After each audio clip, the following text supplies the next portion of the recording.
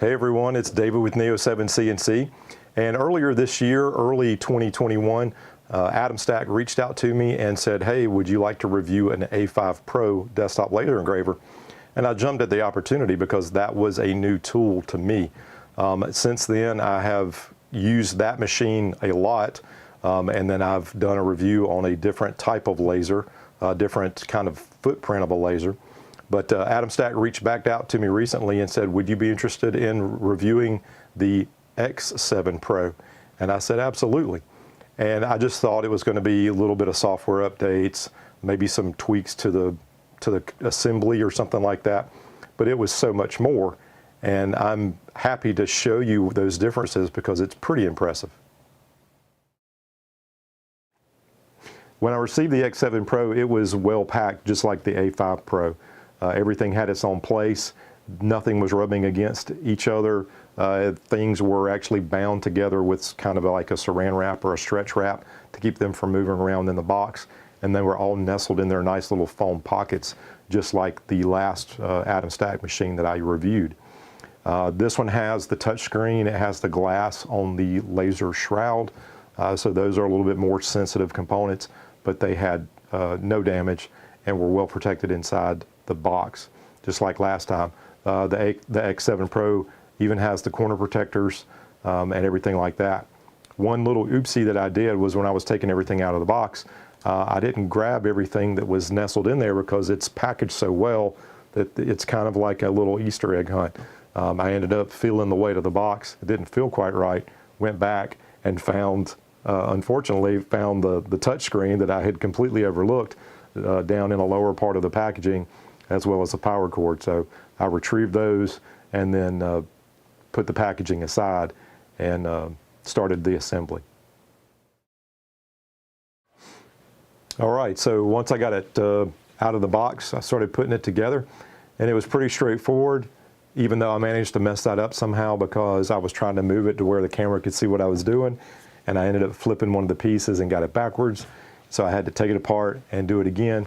On a good day, it's only supposed to take you 15 to 20 minutes to put it together. I think that's a fair assessment.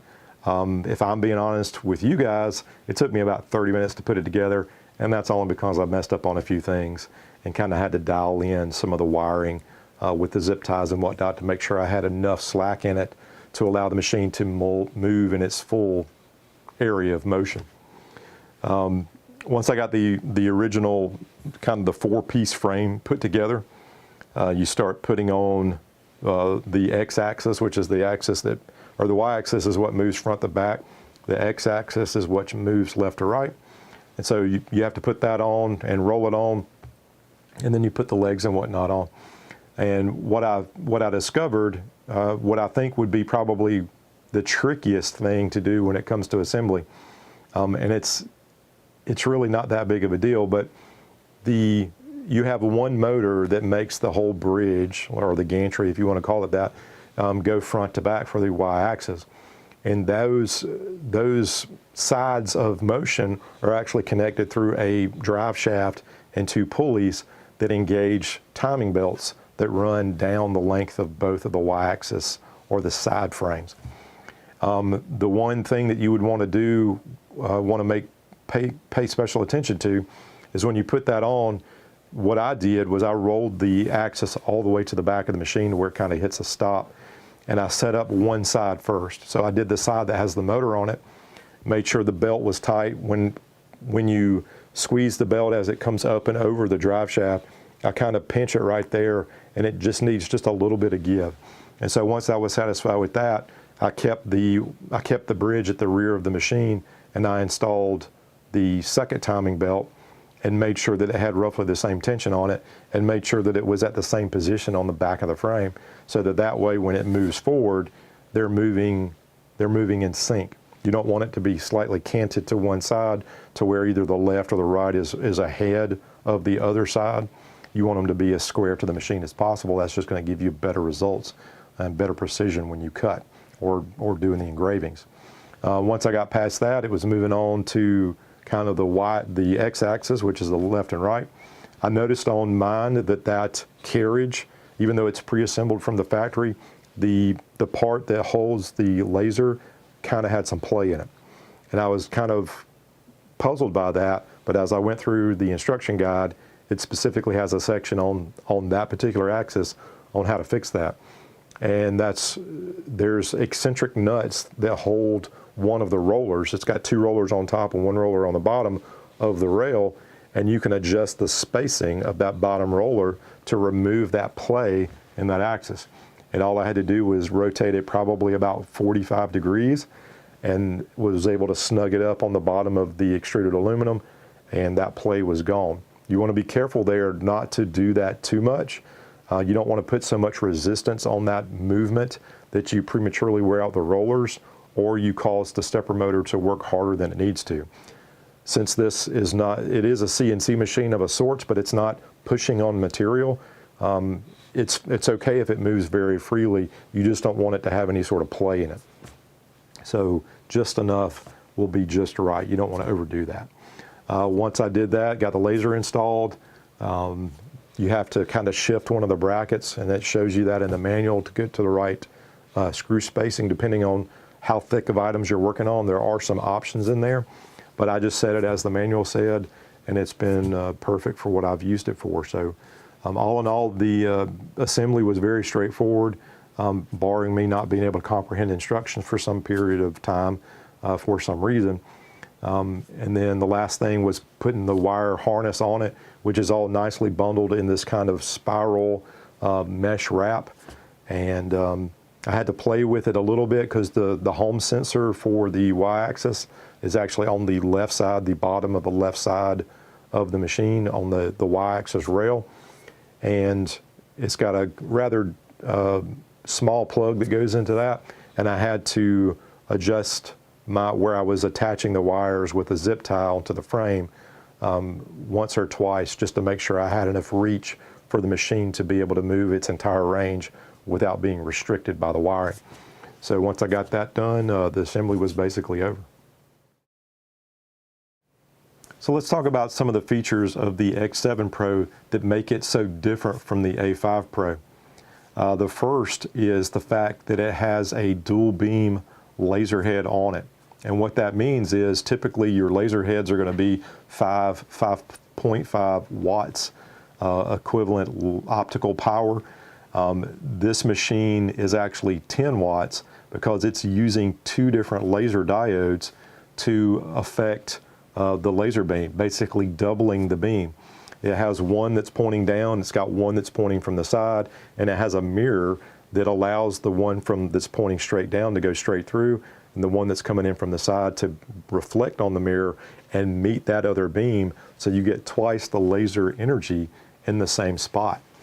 That sounds impressive to me, but the results that I got with the machine were even more impressive. I mean, we'll get into that a little bit later.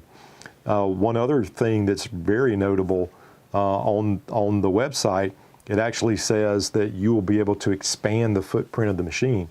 Right now, its effective area is 410 millimeters by 400 millimeters, and you should be able to double that by changing out some of the frame members. Actually, you could just make the frame wider, so you could end up doing 800 by 400 or something like that. That's supposed to be coming out. You could certainly do that as a DIY project, but I think they're going to be coming out with something to facilitate that change as well.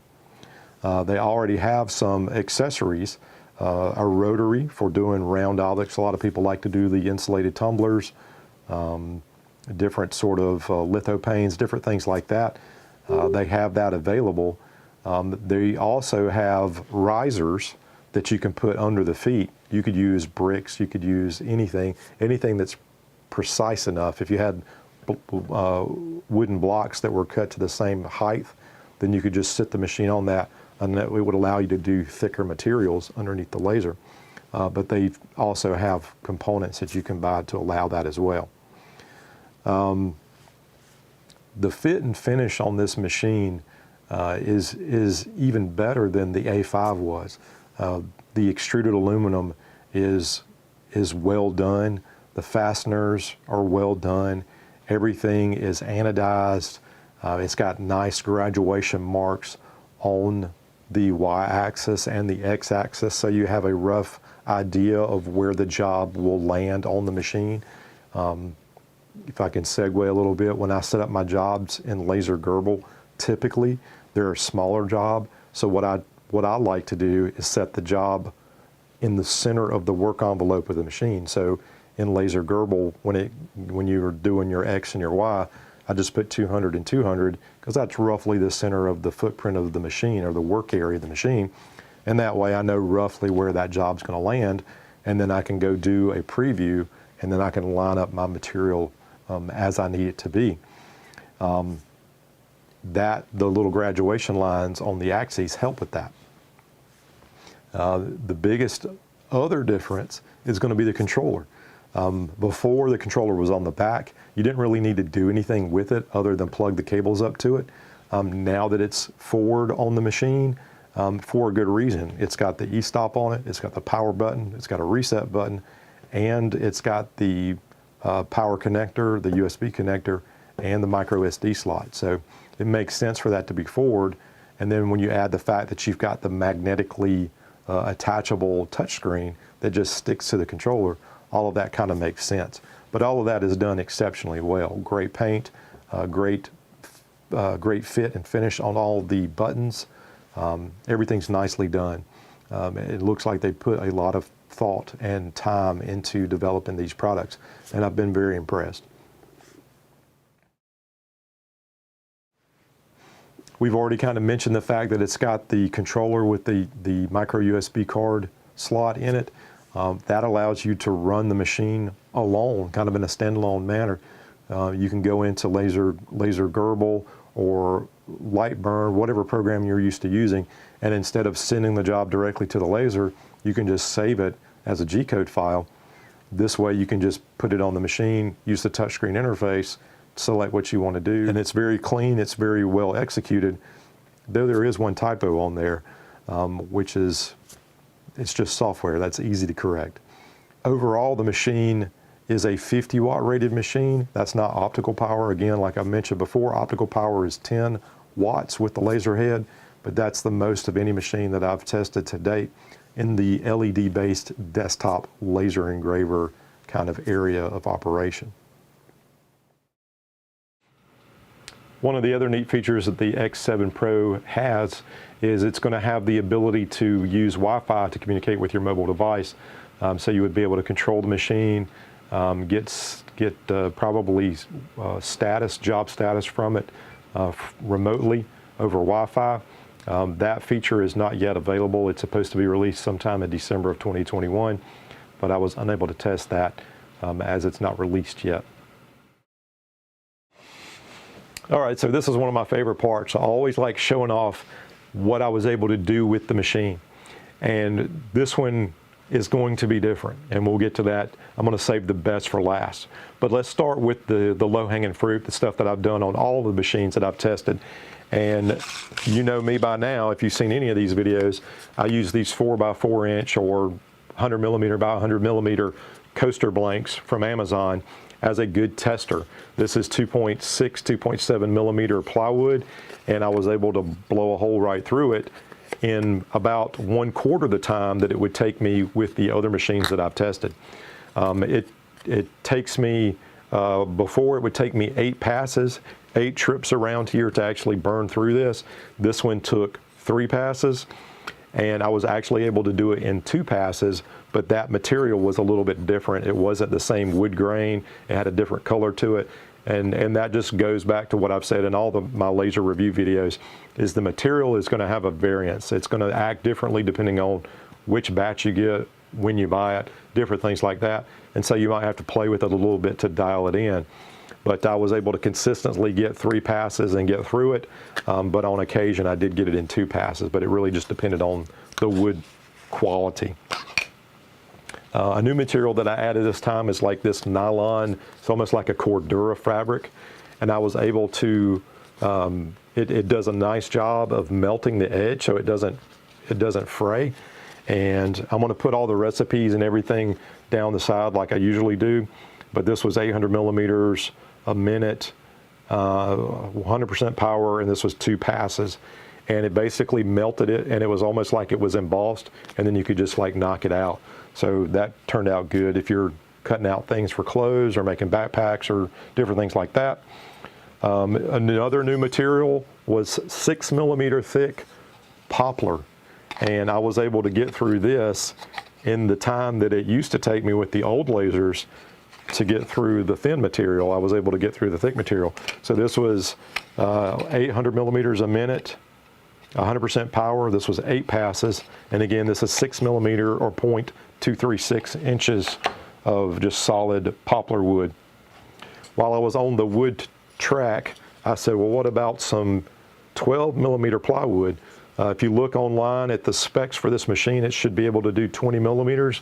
I think they're using something like a basswood or some other type of softer wood. I didn't have any 20mm poplar to try, but I did try this 12mm Baltic birch plywood, and I did 800mm a minute, 100% power. I did 18 passes just as a guess, and I got almost 9.5mm through the material.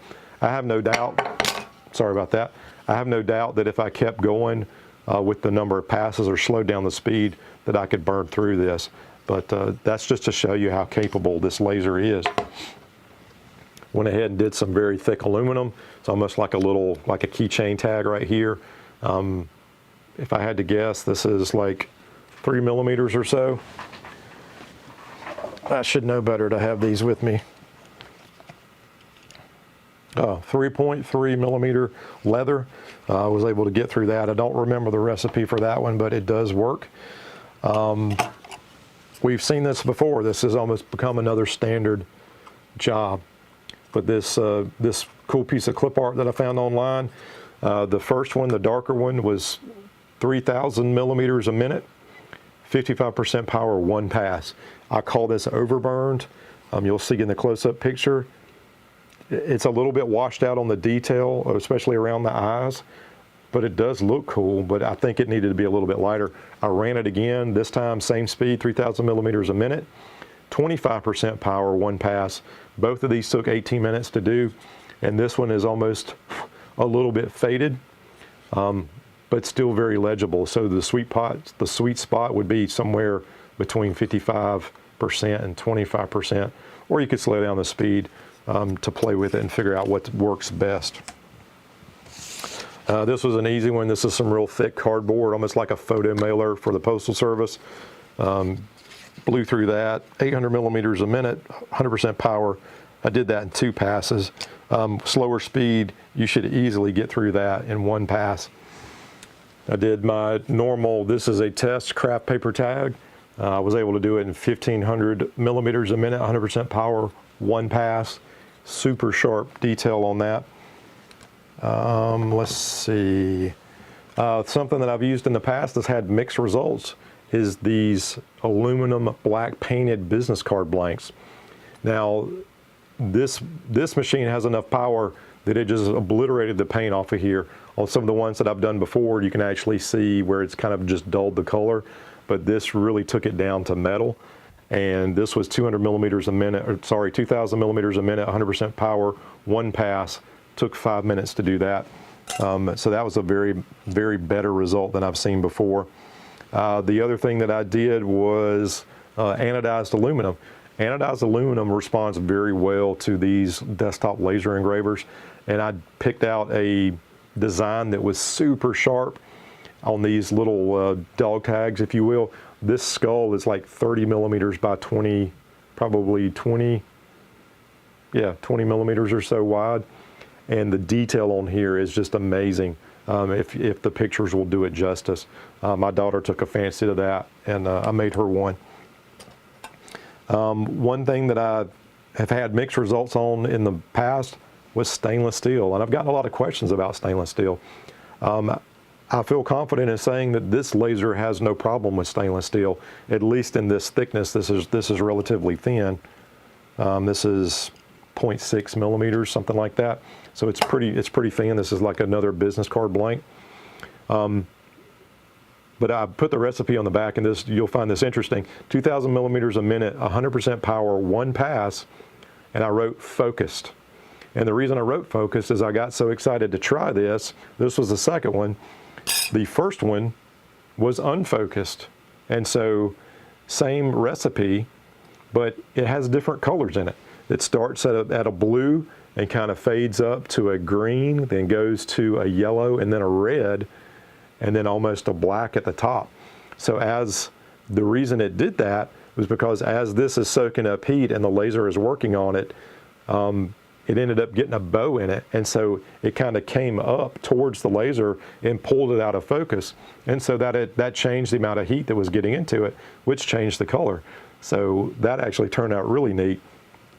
And you can see on the last, I did this job 3 times, you can see on the last one, which I don't know if it's this one, I guess it was this one, when the laser is done with the job and it moves to go home, it actually knocks the laser card or the stainless card off of the little stand that I had it on. And that's because it bowed up so much that it hit the bottom of the head as it was moving off to the home position. So that's how much warpage we basically created with the laser. One thing that I haven't tested before, and I've gotten some questions on it, is acrylic. And someone asked about a clear acrylic. I didn't have any to test. I did try testing a kind of a light green acrylic and had mediocre results. Engraving, sure. Cutting, I didn't have good success with that. But I tried it with this one, and I had a lot of success. And so I was able to cut out this. This is one of the sample pieces that came with the machine. And using one of their recipes, they had 3 different recipes for this 2.8 millimeter acrylic. And I probably used the most conservative as far as putting the number of passes or the speed or whatever. And this was 2 passes, 100% power. I don't remember exactly what the speed was. It might have been 210 millimeters a minute or something like that. But it did it in 2 passes. It blew through this and it blew through this, and actually left a mark on the little metal mat that they sent with the laser to keep you from harming your tabletop or whatever. So I was able to back. The only thing I didn't like about this, it went through it just fine, but it seemed to be that it did a lot of melting on that second pass, which doesn't smell real good, but it also kind of dulls the shininess of it. So I ran it again in 1 pass this time and got much better results. The parts, the inside pieces were just kind of hanging in there, and I was able to just push them out with my finger. And this is much sharper than the other one, and also doesn't have the overburn that the first one has. So that acrylic was no problem at all. I think you would want to dial that in to get just enough to get through the material without melting it. And that's going to be a function of the power and the speed. I'm going to save the best one for last, but this is one that actually, this is a sample image that actually came on the micro SD card that came with the laser.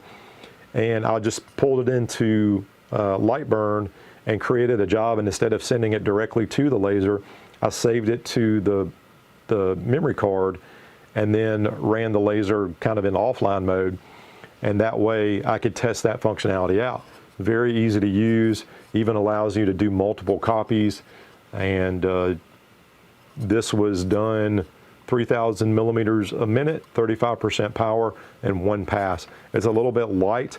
I could have gone either slower or bumped up the power, and that would have made it a little bit more readable.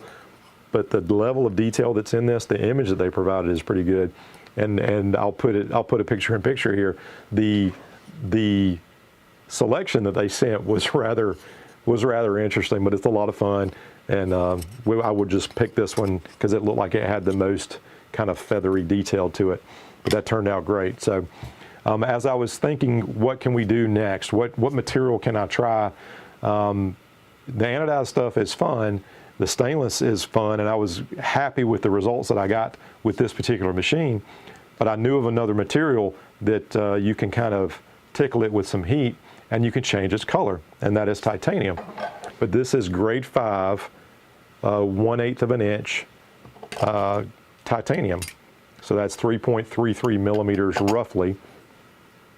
And so I wanted to see what it could do to that. So I just made up a job. I just simply typed test in some font and tried it, and it left a mark. It's not the most readable. It's kind of like the titanium is kind of a dull gray, and the text is kind of a darker dull gray, but it's very sharp. You can't feel it at all. It just left a color change in the material.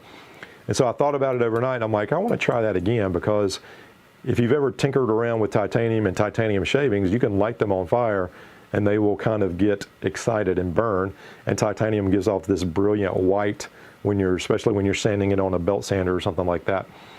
So I've always liked working with the material. And so I did another job, and I'll put the recipe up here, and I really put the heat into it this time. I did 5 passes, 100% power, and I'll put up here what the speed was. But as I just ran the job and I was doing something on my computer, and I started hearing crackling, and I'm like, did I fry some electronics somewhere? What's going on? And I looked at the machine, and I could actually see the laser crackling the titanium. And I'm like, okay, this is getting interesting. So as soon as it got done, I was like, holy moly, what a mark it put on there. But it's not just like the first mark that's just kind of a color change. It actually affected the material. I can feel that mark on here. It's in the material, and it's clean. I think I might actually try doing a small QR code, because I think it would be super readable. But I was very impressed that this laser was capable of putting enough heat into it to actually ablate some of the material on it. That's pretty big. All right, so let's talk pros and cons. I'll start with the pros. The build quality of the X7 is great. It's just as good as the A5 was, probably even better. The laser focus set knob, that's a huge improvement over the A5. It just makes it that much easier and quicker to set. And also the fact that it's a fixed focus laser, and you just use the 2mm spacer card to kind of get your set focus distance. That just makes it so convenient and easy. The fact that the machine is expandable, you can actually make it longer to do 400 by 800-ish millimeter jobs. That's an add-on kit that you have to buy from Atomstack. But the fact that you can do that, that's pretty impressive. The touch screen, they've taken the design and kind of upped it up by an order of magnitude, I would say, adding the e-stop, the on-off button, the reset button, being able to use it offline, kind of as a standalone machine with the touchscreen. Those are all great features. And the fact that it's got the tilt sensor from a safety standpoint, in the case that it hits something, knocks itself off the table or whatever, it will stop. So those are all great. Cons, and I'm really kind of nitpicking here because I really do think the machine is fantastic, but cons, the wire management, specifically on the home switch on the Y-axis. I think I mentioned this earlier. I'll try to show you a picture of what I'm talking about in here. But it's just it's just hard to attach the cable in a way that you're not going to put too much added stress on the little pigtail that comes out to go to that switch. It's just something to be mindful of. Wire management is always tough on any kind of machine. So I'm not knocking anybody. I've seen this across multiple machines, CNC machines, all kinds of stuff. It's just kind of inherent with the territory of some sort of moving machine, is managing the wiring. It can kind of be a bummer that I was unable to test the Wi-Fi functionality yet. That's a software thing that's coming down the pipe. The hardware is already in the system, but I would have loved to have been able to test that feature. Some might balk at the cost. I think last I looked, it was $5.99 for the unit. You may be able to catch it on sale. Who knows? I'll have links down below to anything that I can find that's available now. Feel free to check those out. But for what I've seen the laser do, that's fairly impressive for an LED-based desktop type laser. That's well capable to anything that I've seen before. And even the A5 at the time was like $300 mark or something like that. But the advancements on this machine, you'll have to decide whether that makes sense or not, but it is a very capable machine. Well, I hope you enjoyed the review of the X7 Pro from Atomstack. It's a very impressive little machine. As always, I'll have links down below to all the resources I used in the video. Let me know what you think about the machine down below. What about the titanium? I think that's super cool. But I thank you for watching the video. Thanks for Atomstack for sending me the machine to review, and we'll see you next time.